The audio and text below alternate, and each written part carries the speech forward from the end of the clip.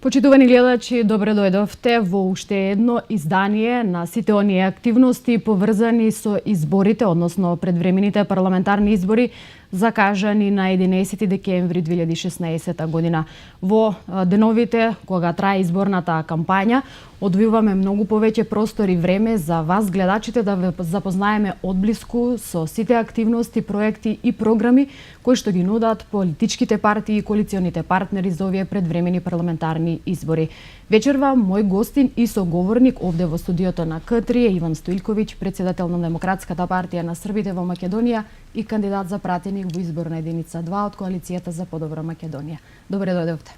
Подобро најдов. Благодарам на поканата да учествувам во вашата емисија. Така, веќе изборната кампања започна на 21 ноември. Политичките партии започнаа со своите активности на митинзи и средби со граѓаните. Коалицијата за подобра Македонија традиционално секоја година тргнува од Охрид. Како тече изборната кампања? Рано е да се даде било каква проценка за текот на изборната кампања. Оно што е на прв поглед се приметува дека ова кампања е поразлична од другите затоа што и вокабуларот на политичките партии и активноста на политичките партии на општествените мрежи е порадикална. Значи, искочено е надвор од оквирите на нормално однесување. Под нормално однесување сметам нормална комуникација помеѓу учесниците во политичкиот процес, не навреди, омаловажување и слично. Прилike тоа е она што ги разликува и што е разликува оваа кампања од преостанатите кампањи во кои сум учествувал. Меѓутоа, знаете како времето се менува, мора да се прилагодите. Кој е повеќе чувствителен на вредите и на оние други работи што случуваат во кампања, очигледно потешко ќе може да излезе на крај со работите кои се случуваат. Но ние веќе полого време учествуваме во изборен процес, ова ми се може би 13 избори поред во кои учествувам, така да сме научиле од, како да кажам, одличен пречек на граѓаните и кога ги посетуваме дома и кога закажуваме средби со нив на одредени места, се до провокации, навреди, омаловажување и слични работи. Но знаете како, граѓаните се тие кои одлучуваат нови избори, ние сме тука да представиме она што сме сработили, евентуално она што ќе сработиме, а они евентуално да проценат кој би можел да одговара подобро на нивните желби, надежи и видувања во каква држава сака да живеат, како сака да живеат и слично. Така, кампањата, односно стартот на кампањата помина во фокусот на силните пораки кои што ги испратија лидерите на ВМРО-ДПМН Никола Груевски и опозицијскиот лидер на СДСМ Зоран Заев, односно она кој што тој постојано го представува пред граѓаните, а тоа е федерализација на Република Македонија и воведување двојазичност, ветување кое што тој го дава пред граѓаните доколку Социјалдемократскиот сојуз дојде на власт, односно победи на изборите на 11 декември. Како вие ги толкувате овие вакви пораки сепак како лидер на политичка партија?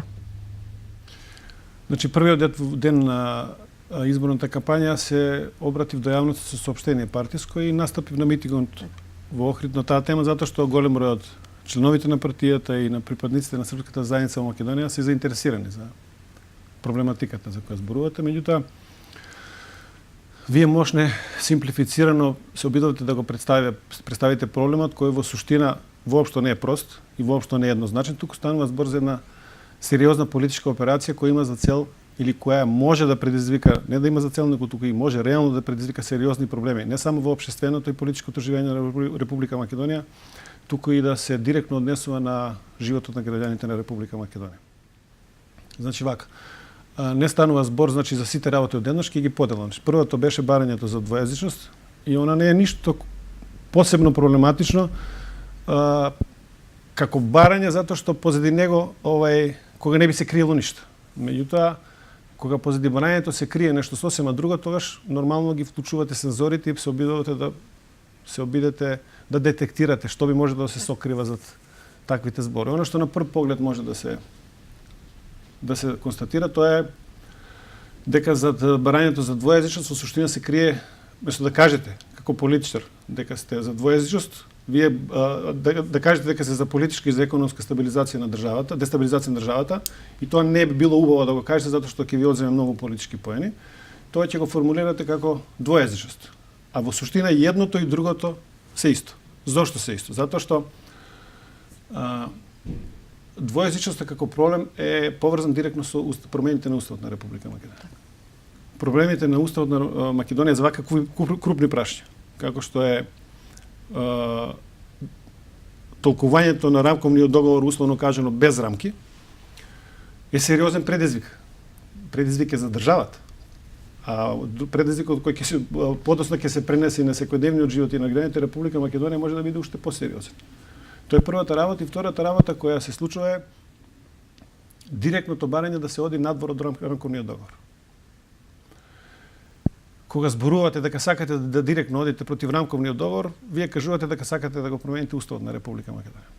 Али Уставот во Република Македонија не да го менувате за прашања за кои постои општа консензус во државата или за прашања кои не предизвикуваат сериозни општествени последици, туку директно одите на онаа прашање кое мораше да биде решено за да се избегне подраматична војна 2001 година во Република Македонија.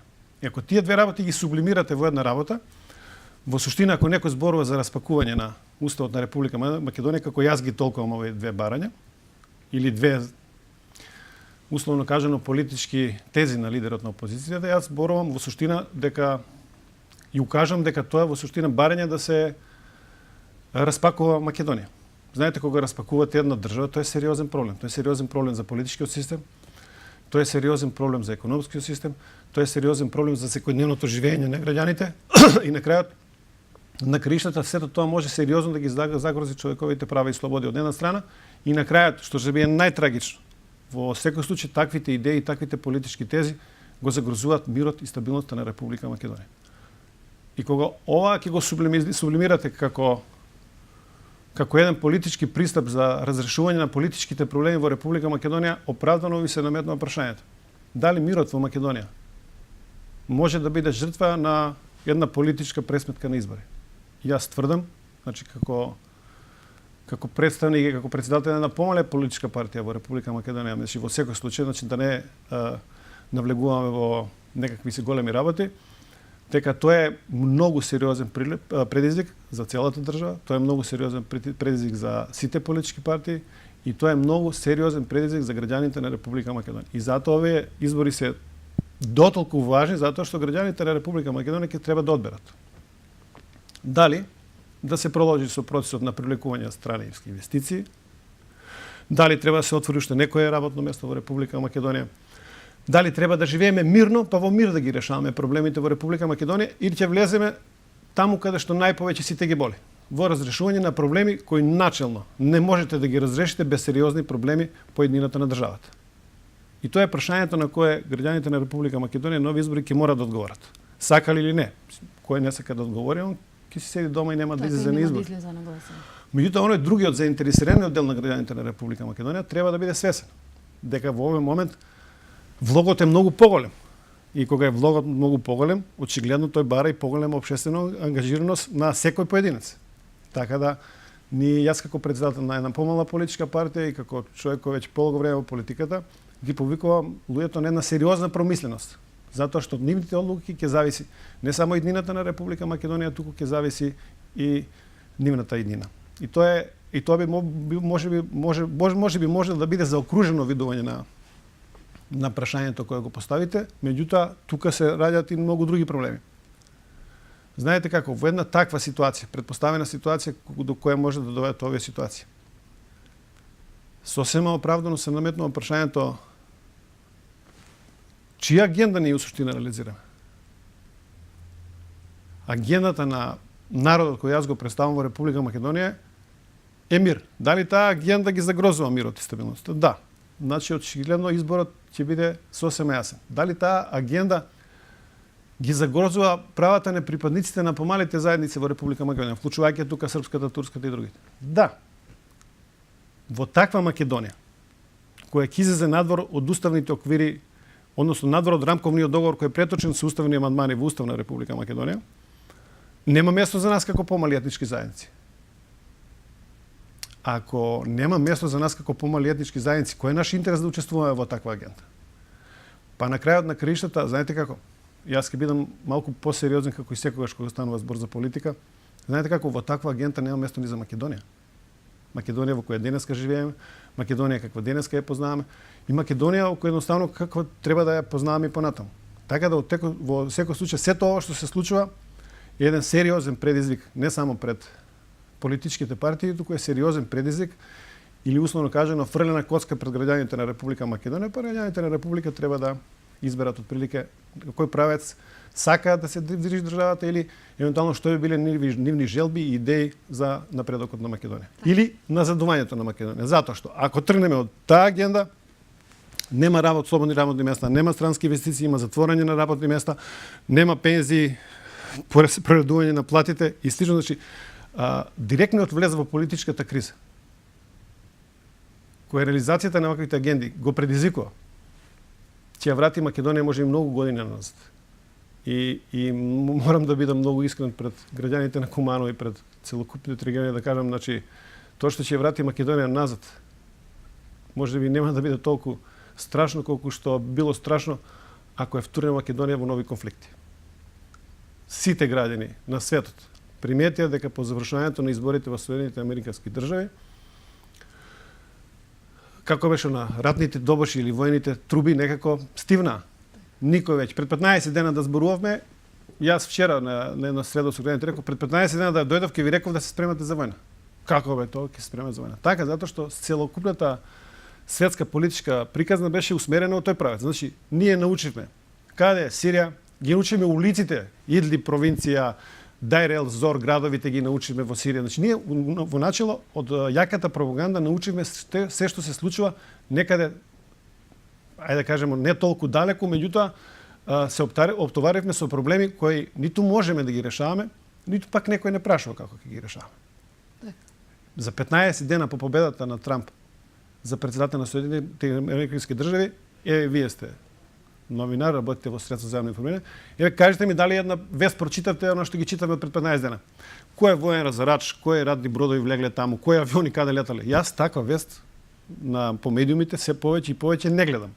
Што значи дека ако некаде во светски рамки процесот на дестабилизација на политичките и економски прилики во светски размери е веќе тргнато на страна, кој има интерес во Македонија тоа да го враќа како приоритет?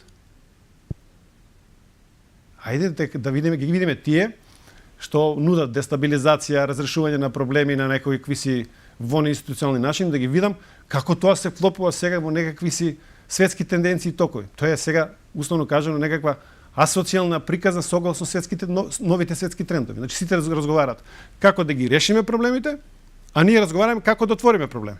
Некако тоа не ми воопшто звучи ниту нормално од една страна, а ниту пак мислам дека е пожелно за граѓаните на Република Македонија. Така да од тој аспект сметам дека граѓаните сепак на крајот ќе знаат. Сепак одлуката тие ќе ја донесат како на 11. И што сметат. Ние сме тука да објасниме како ние ги гледаме работија, да им обрнеме внимание. Значи ова станува знаете вака, Македонија можеби никогаш не била пред вакви предизвици како што е во изминатите 2 години. Значи граѓаните мора да бидат свесни дека секој нива одлука носи последици не само за државата, туку и за нивните животи. А ако со нивните одлуки се загрозува иднината на државата, а државата е мерка за опстанокот на генерациите кои живи и луѓето што живеат на оваа територија, тогаш сосема се јасни отприлике правците во кои треба да се движиме. Меѓутоа, ние нашиот да зборуваме, а луѓето со хемиско пенкало на 11 декември да ги решаваат проблемите за кои ние зборуваме. Така, сепак од албанскиот политички блок велат дека ваквите ветувања на Заев представуваат потреба од привлекување на албанското гласачко тело. Зошто тој може би има потреба, токму од албанскиот гласачки блок да очекува да тие на 11 декември гласаат за Социјалдемократскиот сојуз? Дали може би некаде има несигурност во своето гласачко тело, во своите редови? Фата Моргана, што би рекле, вака луѓето кои послободно се изразуваат и разговарат. Фата Моргана сега ќе кажам зашто. Значи, интересантно е однесувањето на Социјалдемократскиот сојуз, поготоа ново раководство на СДСМ. Ја ќе повлечам паралела не само кон албанци, него воопшто. Значи, јас прво ќе се повикам на српската заедница во Република Македонија. Значи, они се обидоа на нас да ни објаснат дека споменикот на цар Душа не е наше идентитетско обележие во Република Македонија и дека они треба, нивната комисија за култура треба да ни каже кое е нашето идентитетско обележие во Република Македонија. Во најмала рака, не само непристојно, туку и омаложувачки за нас. Па вајде ние подобро си ја познаваме својата национална историја и своите национални идентитетски обележја од било кој друг во Република Македонија. Ајде да завршиме, да не зборуваме за навредите кон било кој председател на српската држава, српската влада, значи и навредите во последно време кон актуелниот председател на српската влада Александар Вучич кои доаѓаат од нивните медиуми. Ајде одиме кон сега тоа што нас се обидува да не оправат, видовме како не оправија, па се обидува да ги оправат и турците. Па дури сега кога беше ова обидот за пуч во Турција, се обидува на турците им кажа дека се турскиот лидер. Значи Реджеп Тајип Ердоган бил злочинец, фашиста, дека не е тоа добар избор на турскиот народ и така натаму, што е во најмала рака на една политичка партија која претендира власт во Република Македонија. Не е личи да го работи тоа затоа што и во случај да дојде на власт некогаш во Република Македонија, а остане Реджеп Тајип Ердоган на власт во Турција, с кого ќе комуницират? А Република Македонија и Република Турција нели имаат стратешко партнерство. А ние со Србија имаме најдобри политички односи. Значи едноставно некои работи не се прават. Значи едноставно во политиката не смеете да навлезете во забранети подрачја, без оглед како вие приватно ги гледате работите. Или на крајот на краишта американците кои ги изабра Доналд Трамп се лудаци и будали, а беат добри додека ја гласа Хилари Клинтон и така натаму и така натаму. Просто едноставно сега да се вратам на прашањето што го поставивте. Во најмала рака ова изгледа на една голема навреда кон албанскиот народ во Република Македонија, кон албанците во Република Македонија. Албанците во Република Македонија имаат десетина политички партии, зеда оружје да се борат за своите права во Република Македонија и воопшто во регионот, за зголемување на нивниот влијание и се понатаму. И сега замислите, тие луѓе што носели оружје, тие луѓе што се бореле за албанската кауза, сега едноставно они не знаат што е добро за албанците и замислите сега некој од СДСМ ќе им каже што е добро на албанците за востворењето на нивните права. Мислам, невкусно. Едноставно таа работа не оди така. Едноставно тие работи не се разрешуваат на тој начин. И на крајот на краишта они знаат за сите што е добро, само изгледа за нив самите не знаат што е добро. Па лутаат од немила до недрага. Условно кажано, мислим, како год сакаат нека сват. Не знаејќи што работат и правејќи само штета околу, и после изгледа дека сите ние сме и винови затоа што они водат погрешна политика. И овде дека јавно кажам, дечки, не сме ние проблемот во Република Македонија. Проблемот е вие со вашата политика се проблемот.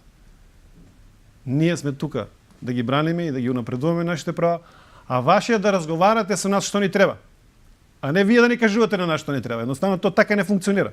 И се дека се обидувате да ни кажувате што и како треба, нашите гласови нема да ги добивате. Ќе добиете некој од припадниците на српската заедница во Македонија, на кои сте им регистрирале партија или на кои им давате да ги вржуваат српските и албански знамења тука и да глумат дека работите се во ред, меѓутоа тие и такви се без влијание во српскиот електорат во Македонија, поготово се без влијание кај србите во Кумано и тоа ќе го демонстрираме на митингот во Кумано. Ќе го видиме нивниот митинг кога ќе дојдат во Кумано да го поддржат Мухамед Зекири и ќе видиме ние кога ќе излеземе на митингот на 7 декември, кога ќе дојдат да ме поддржат мене. Па едноставно нека си проценат каде се наоѓаат. Ние во овој момент имаме преку 3-4 луѓе спремни кои ги прошетнаме кроз улиците на Кумано за да бидат свесни дека политиката на наметнување на решение на некој што е доволно свесен за своите вредности и квалитети е минато и се додека така се однесува, дека се обидува да ни наметнуваат решение, да ни кажува што е тоа за нас, тој систем нема да им функционира и нема да им дава резултати и ќе бидат таму каде што се, па дури и ќе одат и пониско. Ајде да се осврнеме на политиките на коалицијата за подобра Македонија. Вие како помала политичка партија од 2008 година на предвремените парламентарни избори влеговте во коалиција со ВМРО ДПМН. Зошто се одлучивте да се приклучите на овој политички блок? Знаете како? В 2008 година кога се донесуваше одлука да се промени коалиционото партнерство затоа што ние имавме и попоразот, значи кога бевме во коалиција 2006 година со Социјалдемократскиот сојуз, ние бевме свесни за сите проблеми кои се случуваа внатре во Социјалдемократскиот сојуз. Таму траеше отворена битка помеѓу две политички струи. Едната политичка струја беше да се сочува партнерството со помалите национални заедници, српската, турската и понатаму, а другата групација во Социјалдемократскиот сојуз, предводена од Радмила Шекеринска, беше ние како припадници на помали етнички заедници да бидеме едноставно набркани од коалицијата, да они демек сами ќе ги решавале проблемите во Република Македонија и така натаму. И од тука тргнува се. Ние знаејќи го проблемот кој постои во Социјалдемократскиот сојуз и проблемите кои ги доживуваме во комуникацијата меѓусебно, иако тогаш бевме опозиција, видовме отприлика каде отработи. Јас ќе бидам, ќе ги запознам граѓаните на вашата телевизија дека уште тогаш ВМРО ДПМНЕ сакаше да оствариме соработка. Јас како човек кој држи до својот зборот воопшто не сакам ни да размислам за таква работа. Значи чекам да помине мандатот, па дури тогаш да се определиме за соработка со кого ќе се определиме. Тоа беше првата работа. Втората работа која се случи во меѓувреме беше тоа дека Социјалдемократскиот сојуз почна да тоне во своите внатрешни проблеми.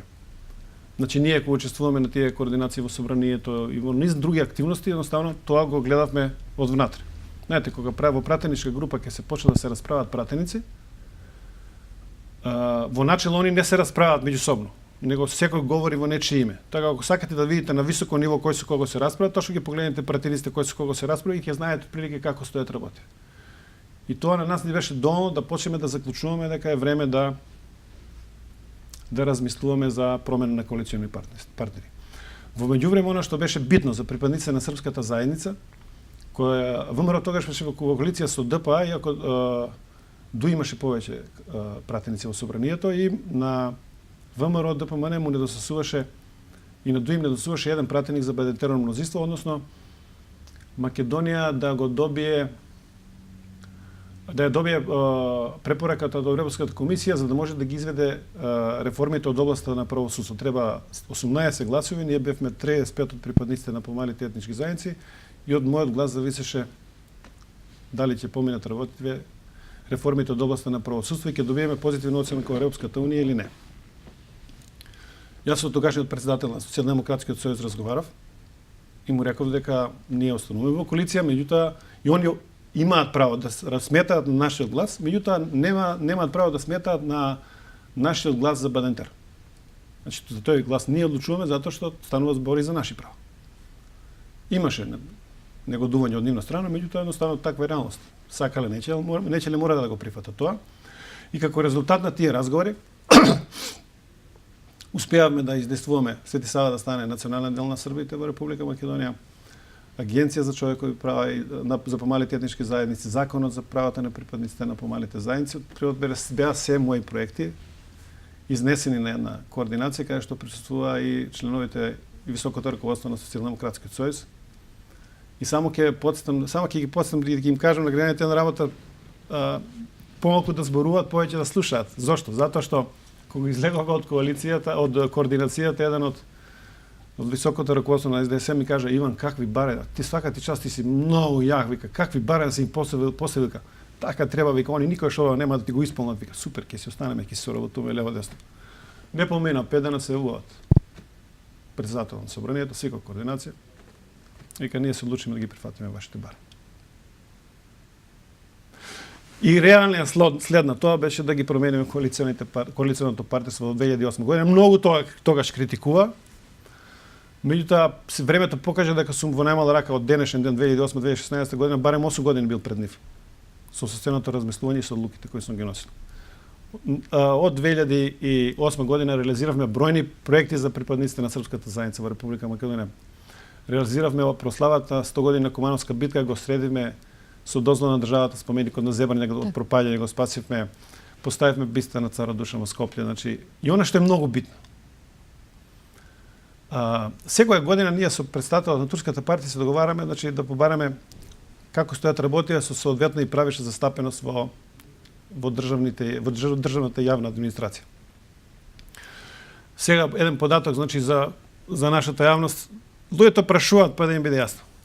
Кад со бројки да им одговориме по некако по ефект има. Повеќе ќе разберат. По ефект има. 31 декември 2010 година припадници на српска заедница во јавна и државна администрација 1,4%. Број на срби по пописот 1,78. Сега на 31.12 завршуваме со 1,9%. За повеќе од 1/3 сме го зголемиле бројот на припадниците на српската заедница во државната и јавна администрација. Тоа се 480-500 семејства на припадници на српската заедница во Македонија сме успеале да ставиме внатре во државните институции. Знаете како поранешното раководство на партијата наша српска и тие што се појавуваат на анонимни видеи сега што зборуваат, треба да ги подстам. Они се договараа со Социјалдемократскиот сојуз за едно вработување. И обично тој што беше председател си го земаше тоа вработување за себе или за своите блиски. Ние сме решили 400, скоро 500 српски семејства. Ако некој сака да критикува, нека се доближи близко до овие резултати да имаме што да разговараме. Знаете како за ова што ви го зборувам, јас имам добиено и признанија, и дипломи, и одликувања од државното раководство на Србија. На последната средба со председател на српската влада кога му рекол овој податок за 500 семејства дека сме успеле да вдојме во државна администрација, дека ова не е можно. Председателј ги податоците, викам, ја не можам сега да измислам, значи ова се званични државни податоци. Погледнете. Браво, секоја чест и така натаму и така натаму. И знаете како во една такава ситуација кога за тоа што се го направиле добивате признание од кај што ќе стигнете, значи јас со години ме прогласуваат за најуспешна политичка партија на србите во регионот. Не јас сам да се прогласам, него ќе отидеме во Белград на состанок на србите од регионот. Тоа е редовна приказка. Па зар овде ќе ми доаѓа на мене највисоко државно српско раководство, на највисоко, значи највисоко сите, председател на држава, председател на министар за решавање, председател на Република Српска, и јас нив се обидувам, значи да им презентирам податоци кои не се точни, некој друг им каже поточните податоци како да они немаат реални информации и слични работи. Така да тој аспект едноставно, знаете како? Ние одиме напред. Ја девиза. Океј, нема проблема, ја одам напред. Кој се тргнува, ќе одиме заедно. Кој не, ние одиме напред, па само некој остане позади сега. Нека чека некаде таму каде што мисли дека ќе му биде подобро. Меѓутоа, таму каде што не се грижите за својот народ и не му помагате на својот народ, нема добро за никого. Така, споменавте доста голем број на вработувања во државната администрација кога во прашање српското население во Македонија. Во програмата на Коалицијата за подобра Македонија се предвидени доста голем број на проекти кои што овозможуваат подобар живот за сите граѓани, но секако тука се вклучени и србите како население овде во Македонија. Што добија и што конкретно ќе добија доколку Коалицијата за подобра Македонија оствари победа на 11 декември? Знаете како луѓето оние злонамерни тука политика бе добро, како вие политичка партија настапувате на избори, а немате програм. Без да прашаат. Значи без да праша што станува збор. Сега ќе кажам, ние имаме политичка програма. Ние имаме стратешки цели и приоритети, имаме политичка програма. Делот од економската програма која го промовира ВМРО ДПМН се и наши сугестии, затоа што кога ВМРО ДПМН го прави програмот, како нас како коалициони партии не контактираат, бараат од нас. Дајте проекти за вашите средини кои сметате дека можеле да бидат реализирани. Затоа што ние како партија не сме оспособени, условно кажано, ние даваме идеи, не сме се уште способни да ги дообликуваме тие проекти, затоа ги даваме на ВМРО ДПМН како поголема партија, нашите барања да ги обликуваат како одговарачки проекти кои би биле реализирани таму каде што живеат србите во Република Македонија. Еден куп такви проекти се веќе содржани во програмата. Јас сега предадувам кај вас, му се јави на градоначалникот на Стара Нагоричен да ми ги донесе, а и се бевме со министерот Тодоров во Стара Нагоричен да промовираме програмата, да ми ги донесе во овој момент сите не деловите од програмата кои ќе се реализираат, него се она што во овој момент се реализира во општина Стара Нагоричен. Зошто ова го зборам? Ова го зборам затоа што ние во изминатиот период во општина Стара Нагоричен толку многу проекти реализираме што Кумано како општина значи не може да се фати за мал прст до она мала и заостаната општина. А сега ќе кажам во овој момент кои проекти се реализираат во општина Стара Нагоричен.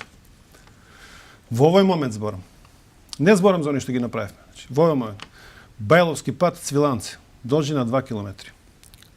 2,2 километри. Инвестиција 8 милиона 664.977 денари. Локален пат Арбанашко Делоци 3 километри, вредност 14 милиони 942.197 денари. локален пат Никулијање 40, должина 2 км, инвестиција 19.766. Ова се реализира во соработка со општина Куманово, односно со агенцијата за финансиска подршка. Младен Протич, тој е директорот тука во Куманово, на регионалната агенција. Преку Министерство за финансии се реализираат проекти. Патен правец Пелинце кон Враготурци 1 км, вредност 7.600.000. Малски пат населено место Младено Горичене, Мала Елевирчарци, од 1200 метри, вредност инвестиција 8.336.000. Преку Бюро за рамномерен регионален развој во Младено Горичене се прави реконструкција на сала за културно-туристички манифестации, вредност 2 милиона денари. Преку ИПА програмата се обезбедени 16.912.500 денари за реконструкција на задружниот дом во туристичко-информативен центар во Младено Горичене. Дали вреди понатаму да му се објаснува некој? Знаете како, луѓето ќе отидете на терен да разговарате, нормално е. Животот е тако, луѓето се соочуваат со сериозни проблеми во секојдневниот живот, нервози, со екзистенција и слично. Меѓутоа, ово јас што условно кажано се борам таму некаде на некој ниво да го донесам таму каде што треба да се донесе, нема да ми служи на мене. Ти им служи на тие луѓе таму. Кога утре нема да бидам во политиката, ќе ми биде драго да идам да видам во што сум учествувал кога било правено. Ја и денес кога ќе поминам покрај на патот, покрај Зебањак, ја искрено кажам трнци по телото ми, пошто знам што имам направено. Знаете како, споменикот беше темпирана бомба, успеавме да го спасиме, да не се распадне. Така да тој аспект многу резултати. Многу резултати стојат и многу работи се направени. Да подсетам дека црквата Свети Ѓорѓе во Стара Горичене беше пред распаѓање. Прв проект од Европската унија во Македонија од областа на културата го реализиравме ние за општина Стара Горичене за реконструкција и за одржување на црквата Свети Ѓорѓе и следи втората фаза, иконографите и овие другите што ги работат тие внатрешни работи да ја дозавршат работа.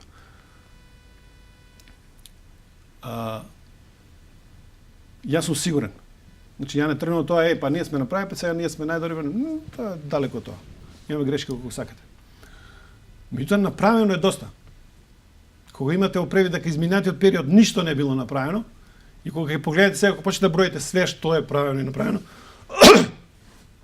едноставно, значи, не е во прашање само задоволство дека ете, тука па ќе се правиме важни, него едноставно чувствувате дека треба уште малку. Дај уште малку да пробаме да направиме. Ова го за Старо Горичене го зборувам не да ви го кажам на вас, туку да го кажам на граѓаните пред се на Куманово. Дека секогаш има простор да се направи нешто за својот град и секогаш е правилно да му се помогне на нашиот град. Меѓутоа, ако некој во нашиот град не сака да му се помогне, на сила не може помој да му се даде на никого, знаете. Така да тој ова не е порака за Старо Горичене, ова е порака за Куманово. Како и на кој начин треба да се организира и да се работи во решавањето на локалните проблеми кои постојат во нашата општина, кои не се померени од, да не кажам, од поприлично ниско ниво, малку погоре веќе подолго време. Така да тој аспект простор за елементарна некакво си задоволство има, да, меѓутоа во секој случај има предизвик дека може да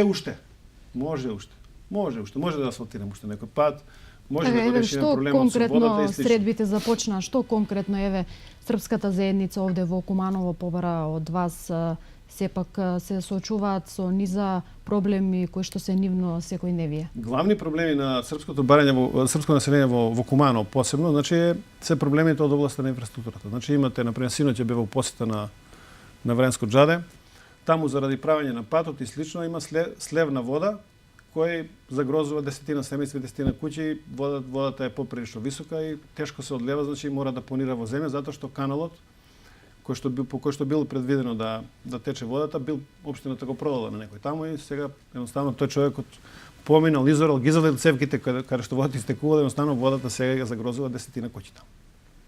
Сега како да им го решите проблемот?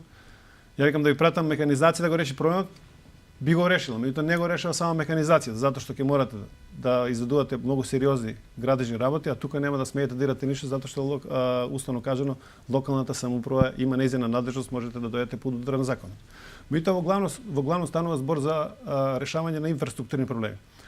Она што како ние како луѓе кои се грижиме за подобрување за некакви се услови за живот на србите во Македонија, и што е некој наша нова приказна или не предизборно ветување воопшто, значи, ние имаме периодично средби на регионално ниво, србите од регионот се среќаваме во Белград или на некој друго место. Оваа година требаше во Охрид, заради политичката криза во Македонија, да не биде погрешно сватено. Пак се видов во Белград, и требаше да се одржи таа средба во Охрид, во Белград бевме. Србите од регионот истапија со единствено барање кон Република Србија како наша матична држава, заради потешкотиите во комуникацијата што ги имаме со матичната држава кога станува збор за реализација на пензии, лични документи, сите оние проблеми со кои се соочуваме.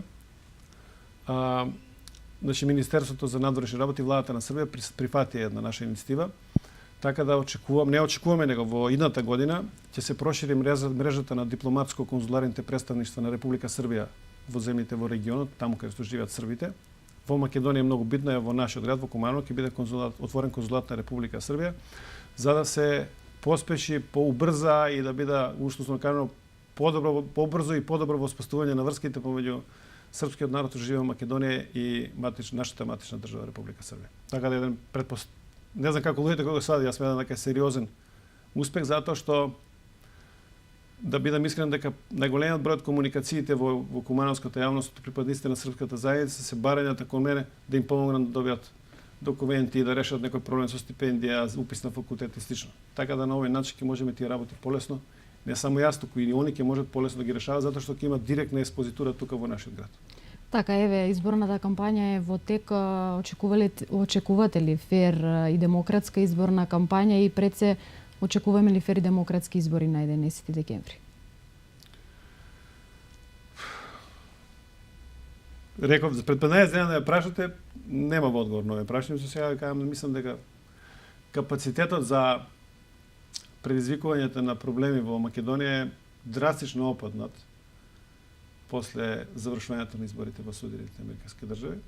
Мислам дека тој капацитет кога станува збор за најголемите македонски политички партии ќе опаѓа уште повеќе, затоа што едноставно се промени и амбиентот, се промени и аголот на гледање на проблемите во Република Македонија. Така да тој аспект единствено прашање кој на мене цело време ми се врти во мозокот или прашање кој би можело да направи некаков си проблем е прашањето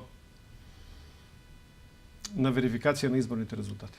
Значи, тој што ќе изгуби едноставно да излезе и да каже, дечки, јас изгубив, ви честите на победата и следниот пат ќе ја победиме. А не да биде она кукумавчење како што гледавме изминатите 2 години, на очигледната волја на граѓаните да се обидувате да бидете дел од власт по секоја цена. Знаете како? Многу е битно за припадниците на српската заедница, они во Куманово кои се обидуваат да ме советуваат или да си играат политика или слично. Знаете како? Кога тргна кризата пред 2 години во Република Македонија, сите новинарски јавувања од спротивниот табор, од таборот на опозицијата, сите контакти со опозицијата во Куманово беа насочени, беа почнува со прашањето кога ќе излезете од коалицијата.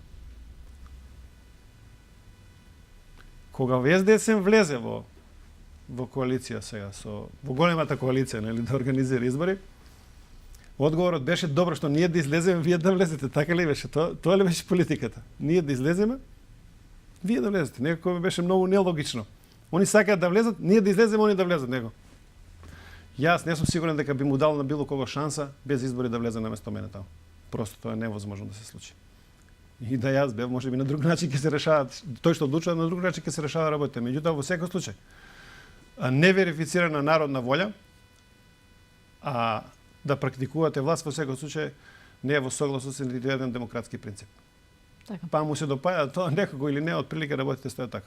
Така, благодарам за одвоеното време и за овој разговор. Јас искрено се надевам дека ќе имаме фер и демократска изборна кампања, дека на 11 декември граѓаните ќе бидат тие кои што ќе одлучат кој ќе ја води државата и дека веќе конечно политичката криза во Македонија ќе стане минато.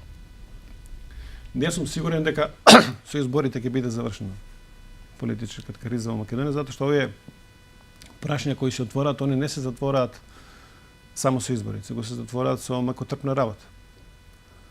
Така да од тој аспект предизвиците со кои се соочува Македонија и понатаму остануваат.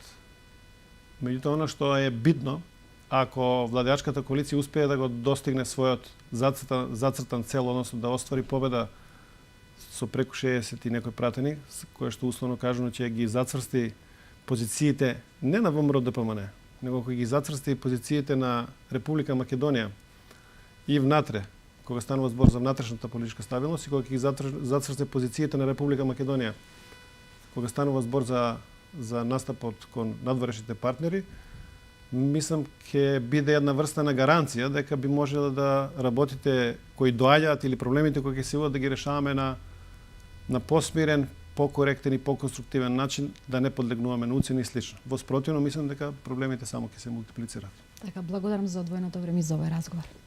Благодарам што поканите да бидам ваш гост. Така, почитувани гледачи, останете и понатаму со програмата на К3 телевизија.